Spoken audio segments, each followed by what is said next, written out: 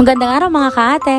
Another day with Luto Serye. Birthday nga pala ng kapatid ko ng Sabado kaya iniisipan kong magluto ng lumpia. Maigi din nga itong pang merienda nung hapon. Bali ang ginawa ko nga pala ay lumpiang isda. Sinain ko nga muna yung isda at saka ko ito hihimayin. Bali ang ginamit ko nga palang isda dito ay galunggong. Mas masarap sana kung tulingan siya. Pero dahil bawal nga kay Papa ang tulingan, ay rin na lang ang galunggong ang aking ginamit. Nang mahimay nga ito at tinanggalan ng mga tinik, ay nilagyan ko na rin ito ng carrots at bell pepper. Pero pwede rin namang hindi ninyo nilagyan.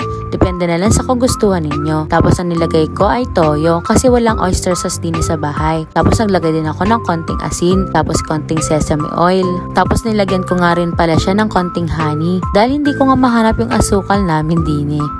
Huy, ba't naman ganun? Tapos nagbalat na nga kami ni Ate Laika. Tapos nilagyan nga pala namin siya ng cheese para naman may konting yummy. Ano daw? Or baka naman